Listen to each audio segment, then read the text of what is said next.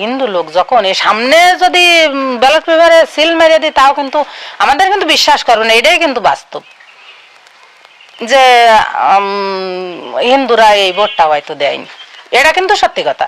মানে আমরা হয়ে গেছি বলের মতো আর কি, যেদিকে যাই সেদিকেই লাথি খাই। আমরা যদি বিএনপির ভোট দিই তাহলে আমাকে জামাতের এসে দড়ি বসবে, আর যদি জামাতে ভোট দিই তাহলে বিএনপির এসে দড়ি বসবে। কোন দিক যাবো আমরা? মানে আমরা ধরো দেবো একটাই, যদি এসে কয় যে এইটি দিতে হবে, এইরকম একটা ভয় আছে। আমরা তো দেশে থাকতেই পারবো না। আমরা ভোট আর কি দেবো, সবাই দিতে হবে ভোট, জামাতরাও দিতে হবে, বিএনপিরও দিতে হবে, শেখ হাসিনা আসলে তারাও দিতে হবে। সংখ্যালঘু সম্প্রদায়ের দুশ্চিন্তার কারণ তুলে ধরে হিন্দু নেতারা বলছেন, হামলা, খুন, অগ্নিসংযোগের মতো ঘটনাগুলো এর জন্য দায়ী। এছাড়া দেশের রাজনীতি এবং আইন শৃঙ্খলা পরিস্থিতিও ভূমিকা রাখছে। একজন মাইনরিটি এফেক্ট হয়, কিন্তু একজন মাইনরিটি না বা একটা পরিবার না, পুরো গোটা এলাকা, গোটা দেশ। আজকের এই ভোটের আগে মাইনরিটি গ্রুপ, বিশেষ করে সংখ্যালঘু জনগোষ্ঠী, তারা কিন্তু অস্তিত্বের সংকটে, ভীত অবস্থায় এবং একটি মানে অস্থির জীবনযাপন করছে। বাংলাদেশ হিন্দু বৌদ্ধ খ্রিস্টান ঐক্য পরিষদের হিসেবে গণ অভ্যুত্থান পরবর্তী বাংলাদেশে সংখ্যালঘুদের উপর ছোট বড় ২৫০০-এর বেশি আক্রমণ হয়েছে। তফসিল ঘোষণার পরও এই সহিংসতা থেমে নেই।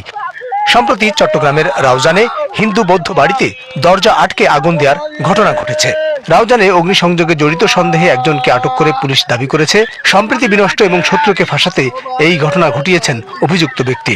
আর এই আগুনের ঘটনায় সংখ্যালঘুদের মধ্যে সৃষ্টি হয়েছে আতঙ্ক। আমরা তো এখন আতঙ্কের মধ্যেই আছি, যেহেতু আমরা এখন প্রতিদিন পাহারা দিতে হয়, যেহেতু আমাদের প্রশাসন বলে গেছে পাহারা দিতে।